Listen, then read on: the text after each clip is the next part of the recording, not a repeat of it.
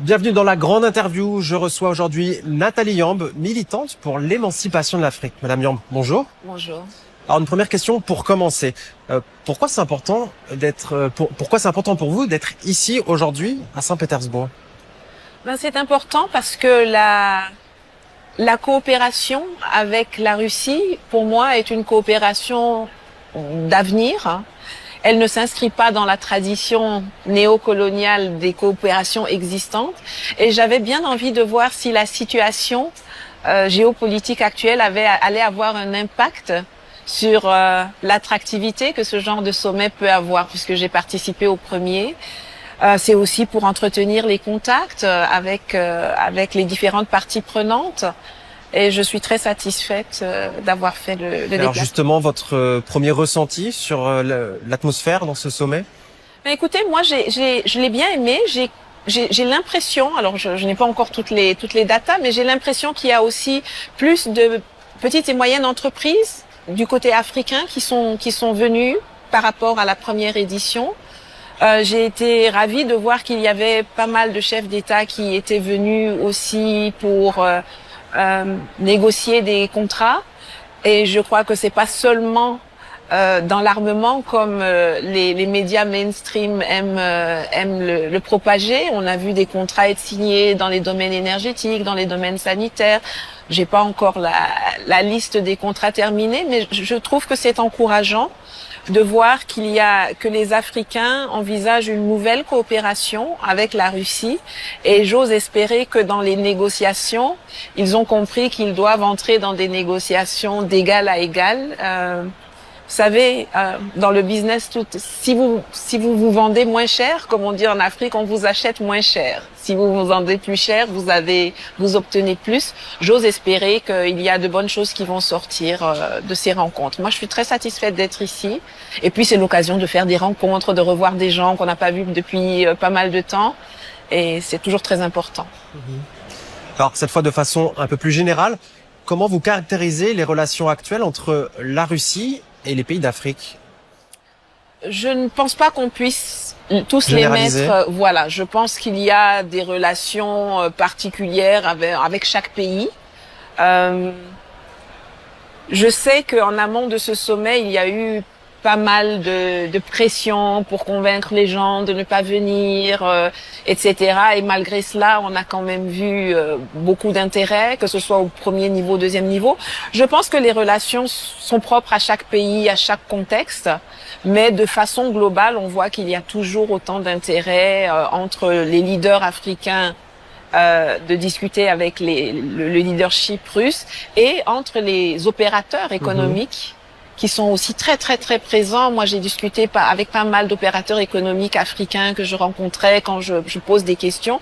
Ils voient une foison d'opportunités. Et il y a aussi des gens qui viennent d'Asie, par exemple, et qui se disent on veut faire des business avec les Africains. Il y aura plein d'Africains là-bas. On assiste au sommet donc c'est quelque chose qui est vivifiant. Et je pense que selon leurs intérêts, chaque État négocie. Mais globalement, surtout dans cette période de conflit, je pense que l'Afrique montre une sympathie envers un allié historique ou quelqu'un qui n'a jamais fait de prédation dans le continent et ne se laisse pas trop impressionner, j'ose espérer. Et peut-être aussi le fait de ce contexte géopolitique tendu, les gens qui se sont déplacés sur ce sommet sont peut-être plus impliqués, plus motivés à aller de l'avant. Je pense réellement que ceux qui sont ici sont des gens qui ont pris la décision de faire des choix souverains de rapport avec le partenaire russe, et qui envisagent une coopération. J'imagine que ça n'a pas été simple pour certains chefs d'État, parce que vraiment les pressions en amont étaient très très violentes, on dirait. Mais vous savez, certaines fois quand vous faites trop pression sur les uns, ça a l'effet contraire, et les gens se disent bon, mais puisque c'est comme ça, j'y vais. J'ai constaté que le président du Cameroun, Paul Biya, est venu pour la première fois en Russie là pendant le sommet, alors que ça fait 41 ans qu'il est au pouvoir. Bon, je me dis que c'est un signe. C'est un signe. De façon générale, on peut quand même constater que l'Afrique jouit d'une image plutôt positive sur le continent africain. Alors c'est en partie dû à son histoire. Oui, bien sûr. Et c'est ce qu'on essaye d'expliquer aux interlocuteurs qui comprennent pas, qui nous accusent d'hypocrisie, c'est que nous, notre jeunesse, nos anciens, on regarde l'histoire.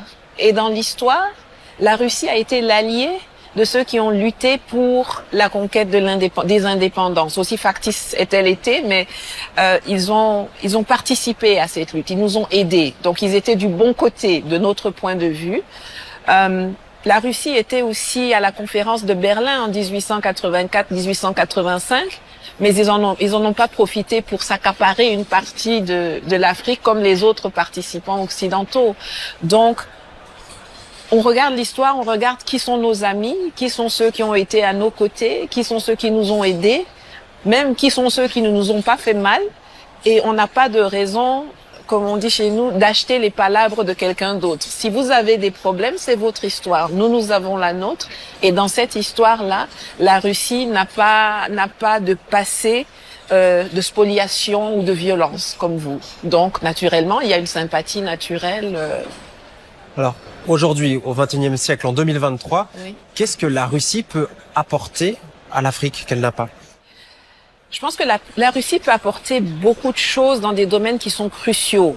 J'ose espérer que nos dirigeants savent négocier les bons termes pour que ce soit productif pour tout le monde. Mais dans le domaine énergétique, la Russie a un savoir-faire que l'on pourrait partager, dont on pourrait se saisir. Dans le domaine agricole, il y a beaucoup de choses que l'on peut apprendre, où l'on peut négocier. Il y a dans le domaine de l'architecture financière. Alors moi, je suis une fervente combattante pour la sortie du franc CFA, et je pense que la Russie, avec les sanctions qui remontent d'ailleurs à 2014, la fin du système SWIFT ici, a un know-how que nos dirigeants qui souhaitent peut-être sortir du franc CFA peuvent être appelés à partager avec eux. Dans le domaine de l'éducation, il peut y avoir des choses dans le domaine des engrais. Il y a la transformation des matières premières. Donc il y a vraiment toute une foison. Je veux dire ici, quand on vient dans un forum comme celui-là, il y a de l'espace, les gens qui vous envoient dans l'espace, il y a tout ce qui concerne l'agriculture, la santé, etc. On réduit très souvent la Russie à l'armement, alors qu'il y a... moi j'étais étonnée la première fois que je suis venue à Sotchi, au premier sommet, de voir tout ce qu'il y avait comme domaine d'activité. Et ils ont des savoir-faire particuliers. L'énergie en Afrique, c'est un très très gros problème. On a des pays qui ont de l'uranium. Aujourd'hui, on exporte l'uranium, le yellow cake, mais peut-être qu'on pourrait construire des centrales nucléaires et puis commencer à Et justement, il y a Rosatom qui accompagne certains pays d'Afrique. Tout à fait. J'avais vu lors du premier sommet avec le Rwanda, il y avait quelque chose qui était signé. Je crois qu'il y a l'Égypte. L'Égypte, et c'est de en plus phase de en construction, plus, oui. voilà, de plus en plus de personnes. Et c'est dans ce sens-là qu'il faut les pousser. On peut pas envisager une industrialisation sans énergie. On peut pas envisager une industrialisation sans moyens de transport, les chemins de fer, etc. Donc il y a plein de domaines où on peut négocier. Et l'Afrique est un pays en développement avec une croissance importante et qu'elle a besoin de ces outils-là justement pour pouvoir se développer. Absolument. Je veux dire, c'est un continent qui est plein de possibilités, mais tant que vous n'avez pas les infrastructures qu'il faut, l'énergie, les transports, et le know-how pour extraire et transformer sur place, vous restez putativement riche, mais dans les faits, vous n'avez rien. Donc, oui, certains de nos anciens, de nos colons anciens, essayent de maintenir l'Afrique comme une réserve personnelle pour leur avenir, et les nouveaux partenariats auxquels nous aspirons sont avec des gens qui ne vont pas dire on vous garde comme réserve, mais qui vont nous aider à faire éclore ce potentiel que nous avons. Bien sûr, ils viennent pas faire de la charité, c'est du business, mais à tout le moins, on espère qu'il sera gagnant-gagnant. On l'exige même. Alors justement, il y a beaucoup d'acteurs. Il y a avant c'était l'ancienne puissance coloniale, mais maintenant les pays d'Afrique ont le choix. On pense à la Chine, la Russie donc, mais aussi la Turquie. Enfin, il y a une multitude d'acteurs. Et qu'est-ce qui fait que la Russie peut être un interlocuteur différent des autres? Je pense que, bon, comme je l'ai dit avant, chaque pays a un peu ses particularités. La Russie nous semble être, d'ailleurs, je pense qu'elle partage ça avec la Chine. Ils ne cherchent pas à imposer des changements de régime ou à imposer des agendas. Ils viennent et ils dealent vraiment sur le plan du business. Et je pense qu'il y a une certaine fiabilité dans les échanges. Alors, naturellement, rien n'est jamais parfait. Mais il y a une certaine fiabilité, il y a le fait qu'on ne cherche pas à s'immiscer et à changer les choses, on vient faire du business, si c'est avec vous tant mieux, si c'est avec quelqu'un d'autre tant mieux, alors que les autres essayent généralement de venir imposer leurs agendas. Après il y a des pays qui sont, voilà, chaque pays a ses particularités, la Chine a les siennes, la Russie a les siennes. Après, quelque chose qu'on peut que la Russie et la Chine partagent, c'est le multilatéralisme. On pense à la plateforme des BRICS. Ah, mais la plateforme, alors je dis, soyons brixologistes, c'est cette volonté de mettre en place un monde multipolaire, où il n'y a plus cette tendance à avoir, malgré le fait que la Chine, la Russie sont des gros acteurs, on ne sent pas cette tendance à vouloir se comporter en hégémon sur le reste du monde. On fait des relations respectueuses les uns avec les autres et il y a beaucoup d'espoir pour les pays africains de pouvoir être partie prenante du design de ce nouvel ordre mondial où il y aura des petits pays en termes de différents paramètres et des grands pays, mais quel que soit le cas, chaque pays aura une voix qui compte. L'autre, c'est vraiment la pérennisation de la domination coloniale, on n'en veut plus. La dédollarisation, l'extraterritorialité du dollar, c'est une sanction permanente. Juste avant de venir ici, les États-Unis s'assoient pour sanctionner le ministre de la Défense du Mali et deux autres hauts responsables militaires parce qu'on les accuse d'être ceux qui ont amené Wagner au Mali. Mais même s'ils avaient amené Mephisto en personne, on s'en fiche, c'est leur choix. Et ils peuvent faire tout ça parce que il y a cette extraterritorialité du dollar américain et la volonté affichée par les BRICS de mettre en place des systèmes qui vont nous permettre de travailler en monnaie locale, encore que bon, la zone francophone, elle n'est pas libre, c'est de l'euro. Donc il faut d'abord sortir du CFA pour ensuite entrer dans cette zone. Mais c'est une bouffée de vraiment d'air frais pour tout le monde. Et vous voyez que les pays comme le Kenya, des pays comme l'Algérie, l'Afrique du Sud bien sûr, mais partout, l'Ouganda, tout le monde veut entrer veut aller dans ce sens de la dédollarisation, de la multipolarité, de la fin des hégémonismes violents, insensés d'ailleurs, souvent. D'ailleurs, Vladimir Poutine l'a rappelé lors de son discours hier, sa volonté de vouloir établir des connexions financières directes d'un pays à l'autre pour éviter justement de passer par ces plateformes telles que SWIFT. C'est essentiel. Je pense que la Russie a mis en place, et à ça que je faisais allusion déjà maintenant, un système de paiement alternatif. Elle a un temps d'avance justement de par les sanctions. Mais puisque les sanctions vous poussent à la créativité. Voilà. Vous savez, c'est vrai que ça peut vous causer quelques soucis, mais en même temps, ça vous pousse à l'inventivité. À plus long terme, vous en voyez les bénéfices. Et les sanctions sont venues en Russie en 2014 déjà, donc ils étaient préparés. Donc cette plateforme de paiement est extrêmement intéressante. Et puis peut-être plus tard une monnaie commune des BRICS, la nouvelle banque de développement des BRICS avec moins de conditionnalité politique liée. Ça va être très intéressant à observer. Alors vous l'avez évoqué également. Ce que l'Occident peut faire pour éviter ce genre de... Alors vous l'avez évoqué, ces menaces et ces pressions de la part de l'Occident sur différents pays pour couper ses liens avec la Russie. Mais au final, quel est le rendu, quelle est la conséquence de ces tentatives de pression? On appelle ça en foot un contre son camp. Les temps ont changé et je pense que les Occidentaux pensent qu'ils peuvent encore empêcher quelque chose qui factuellement n'existe plus. L'Occident, puissance du monde, est morte au XXe siècle. Au XXIe siècle, ils sont morts, ils sont has-been, ils sont passés. Et plus vous mettez de la pression sur les gens, plus vous les braquez et plus vous les poussez à s'éloigner de vous. Les menaces ne fonctionnent pas. Je pense que, et peut-être que c'était d'ailleurs le but du jeu, je pense que les menaces qu'ils ont imposées au monde et à la Russie et au reste ont plutôt affecté l'Europe d'abord. Ils ont pensé que leur colonie historique africaine serait naturellement derrière eux. Ils se sont rendus compte que nada, non merci, maintenant c'est bon. Nous, on n'a pas de problème avec la Russie. Si vous respectez pas ça, ça vous regarde. Ils mettent des sanctions sur des hommes politiques qui font des choix souverains. Vous ne pouvez être sanctionné aux États-Unis que si vous avez l'intention d'aller là-bas, si vous avez des appartements, des avoirs. Qui en a? Ils n'ont qu'à garder ça.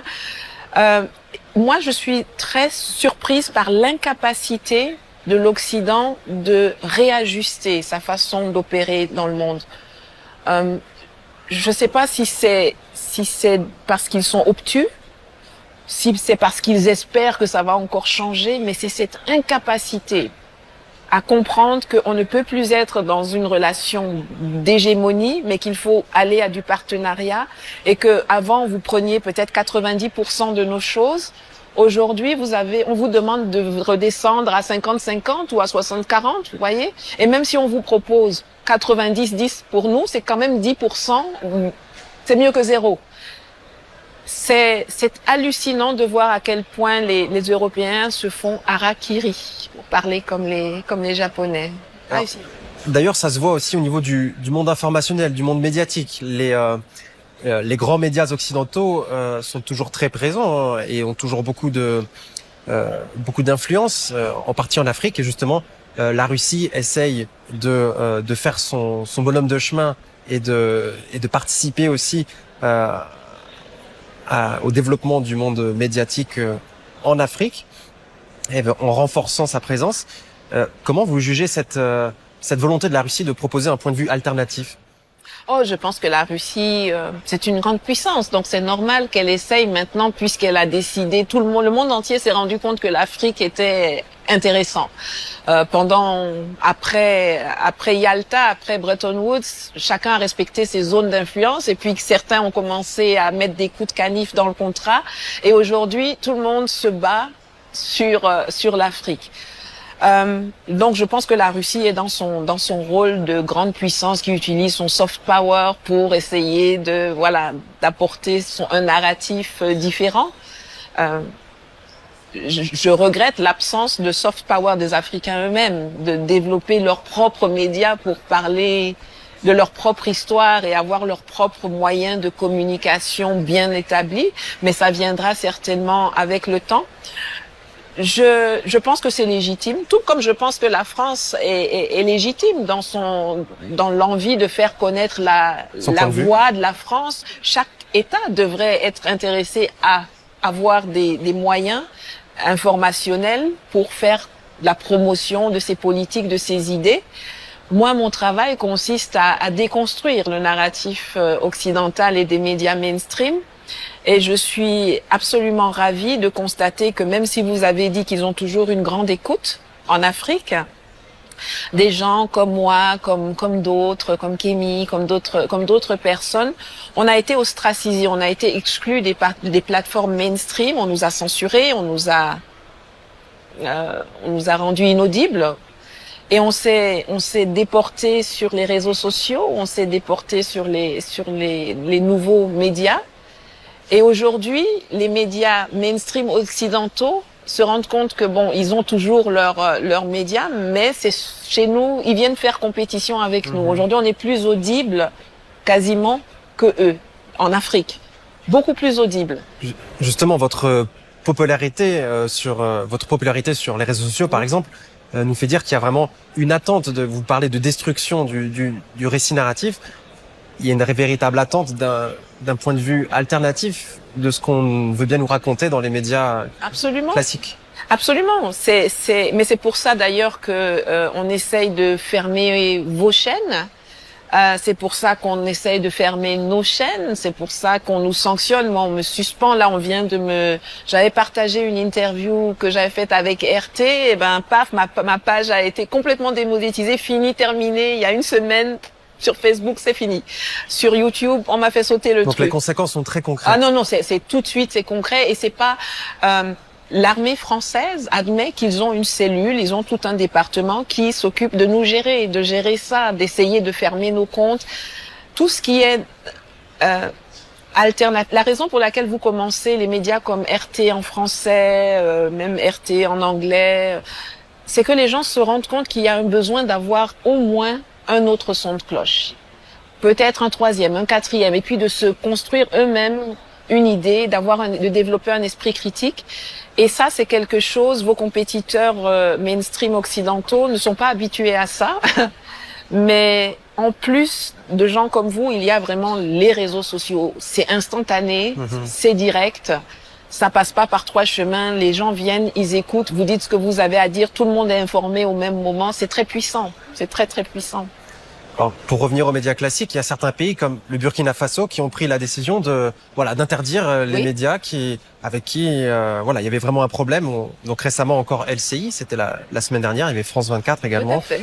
Alors est-ce que vous avez un commentaire par rapport à cette décision? Je suis très heureuse, j'ai fait campagne pour ça. Déjà au Mali, moi je fais campagne pour que les médias comme RFI, France 24, qui sont des médias rattachés au Quai d'Orsay, qui sont sous la tutelle du Quai d'Orsay, France Média Monde, donc avec les financements. Ils sont financés, oui, ils sont financés, mais oui, tout à fait. Et pour moi, c'est des gens qui véhiculent tellement de fausses informations, et vous savez, pendant longtemps, ils ont été les seules sources. C'était les sources les plus crédibles. Tu peux dire quelque chose, mais si tu passes pas sur France 24, si tu passes pas sur RFI, c'est comme si tu n'as rien dit. Et aujourd'hui, grâce au travail que beaucoup de gens font, les gens commencent plutôt à prendre du recul. On est même arrivé en ce moment, si c'est RFI qui le dit, ça veut dire que c'est le contraire qui est la vérité. Mais je pense qu'ils ont quand même, quand vous allez dans les villages, à l'intérieur des pays, que vous avez le Burkina, le Mali, le Cameroun, enfin un peu partout, les gens n'ont pas forcément Internet partout, ils écoutent encore la radio et donc, quand on les interdit, c'est une source d'abrutissement et d'intoxication de moins en Afrique. Et moi, je fais tout ce qui est possible pour que ça arrive le plus souvent possible dans le plus de pays possible. Et donc justement, pour continuer sur ces médias occidentaux et français notamment, il faut bien le dire, qui n'hésitent pas à marginaliser, voire dénigrer à la moindre occasion les mouvements panafricanistes. Ah mais ce sont des menteurs. Ils racontent. Mais pour quelle raison, à votre avis? Mais c'est pour essayer de décrédibiliser notre parole. C'est pour essayer de néantiser notre argumentaire. Mais là aussi, c'est des contre leur camp extraordinaires. C'est-à-dire chaque fois, moi quand j'entends comment on parle de moi. Donc c'est contre-productif à votre avis? Mais totalement. Quand j'entends comment on parle de moi, je me dis mais c'est qui cette personne? Je la connais pas. Ils traitent l'information de façon tellement grossièrement orientée, tellement caricaturale, qu'on ne peut pas même partir du fait qu'ils travaillent dans la bonne foi. Ils sont en mission pour faire quelque chose. C'est tellement grossier, comme tout le reste, comme les sanctions contre la Russie, c'est tellement grossier, c'est tellement cousu de fil blanc qu'aujourd'hui, avec des populations qui sont beaucoup plus éveillées, qui sont beaucoup plus attentives, qui ont accès à beaucoup plus de ressources pour vérifier certaines choses, que c'est contre-productif. Nous présenter comme les porte-paroles de la Russie, c'est néantiser notre vie. Enfin, pas seulement la mienne, mais celle des Africains. On a une histoire.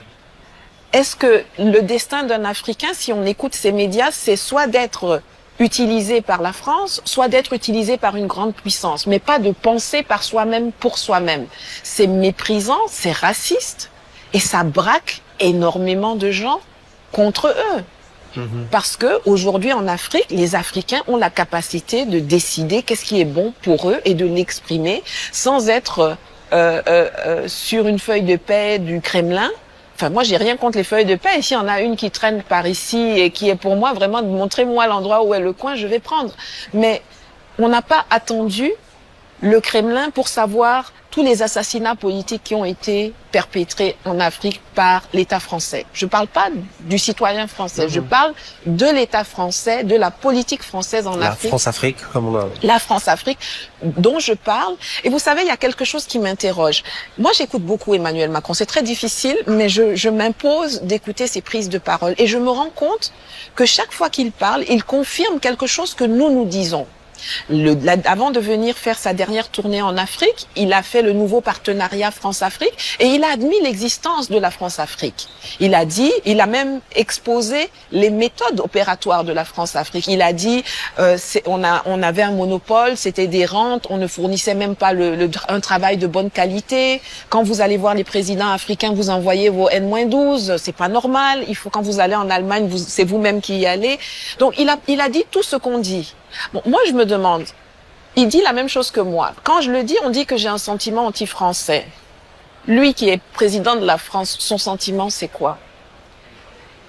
Ils parlent beaucoup, ils disent la même chose que nous, mais quand c'est eux qui le disent, ça passe. Quand nous, on le dit, ça devient, on est payé par les autres, on est des agents d'influence étrangers, on est des anti-français. Pour moi, ça ne peut être que parce qu'ils sont racistes et ils sont méprisants et ils considèrent que les Africains sont des sous-hommes qui n'ont pas le droit de s'exprimer ou d'exprimer ne serait-ce même des vérités parce que ils sont des choses, ils n'ont pas à parler. C'est les grands qui parlent. Mais nous sommes grands, nous sommes décomplexés surtout. Alors aujourd'hui, qu'est-ce que c'est la France-Afrique? Est-ce que ça existe toujours et à quoi ça ressemble? Quelles sont ces dynamiques? Oh, la France-Afrique n'a jamais cessé d'exister. Je ne pense pas qu'elle soit prête d'arrêter d'exister à court terme. La France-Afrique, c'est un système de prédation dans laquelle j'ai souvent l'habitude de schématiser en disant il y a 20% de France et 80% d'Afrique. C'est-à-dire que le mastermind, le système, le cerveau est en France, c'est conçu pour bénéficier à la France et ça a des relais locaux en Afrique. Ces relais sont généralement des élites qui ont été, ce qu'on appelle élites, qui ont été formées à l'éducation française, etc., et qui pensent que c'est plus important de servir la France que de promouvoir les intérêts de leur pays. Et donc, notre travail aujourd'hui, c'est bien sûr de nous attaquer au cœur du système en France, mais c'est aussi d'attaquer les relais locaux ici dans ce pays. Et ça va de tout ce qui est prédation économique, ça, on se passe du gré à gré, on donne des contrats qui sont, ou des clés de répartition qui sont affligeantes, affolantes. On élimine ceux qui s'opposent. On a créé une économie de rente, on a une monnaie qui ne sert qu'à enrichir la France, qui nous interdit de nous industrialiser. Et ce petit système mafieux, c'est comme un cancer, c'est-à-dire ça a des tentacules. Et vous coupez une tête, il en repousse deux, donc il va falloir qu'on trouve la bonne épée et le bon moyen pour couper tout ça d'un coup. Et je vois avec plaisir que dans certains pays africains, le leadership a décidé de participer à la mise à mort de cet empire qui veut pas mourir, mais qu'on réussira à vaincre, j'en suis sûre. Alors justement, une dernière question en quelques mots. Qu'est-ce qu'on peut souhaiter à l'Afrique pour un développement sain et qui puisse profiter à toute la population? On peut lui souhaiter une prise de conscience. On peut lui souhaiter d'avoir un leadership qui soit décomplexé, courageux et patriote. Courageux, pas nécessairement parce qu'on va encore les tuer ou des choses comme ça, mais on est dans un temps où les choses ont changé. On peut plus assassiner les gens facilement. Ou, en tout cas, si vous les assassinez facilement, il y aura des répercussions qui n'existaient pas précédemment. Aujourd'hui, vous allez assassiner un de nos leaders patriotes, il y aura des répercussions durables, permanentes, violentes dans toute l'Afrique. Mais ce que moi je souhaite, c'est que les gens prennent conscience des opportunités de l'instant géopolitique actuel et qu'ils mettent en place des choses qui vont rendre irrévocable notre sortie de cette prison et notre émancipation. Et j'ose espérer, et ça passe aussi par les programmes scolaires, parce que nous, on fait des changements. Aujourd'hui, je me considère comme une semeuse de graines. Je ne suis pas certaine que je verrai la récolte, mais je pense que la génération qui va suivre va permettre à l'Afrique d'être debout. Je crois que c'est Frederick Douglass qui disait « C'est plus facile de construire des enfants forts que de réparer des adultes qui ont été gâtés. » J'ose espérer que on va se réparer, on va construire des enfants forts et qu'on va savoir que on n'a pas seulement le droit d'être dans la salle lorsque le nouvel ordre mondial va s'écrire, mais on a le devoir d'être assis à la table avec un stylo, avec une tablette, avec un laptop et de mettre notre input. Voilà, c'est ce que je souhaite à l'Afrique. Ce leadership et ces populations, ce courage et cette ambition. Ce sera le mot de la fin. Merci Nathalie Yamb pour cette Merci interview. Et merci à vous de nous avoir suivis. Afrique Média, le monde, c'est nous.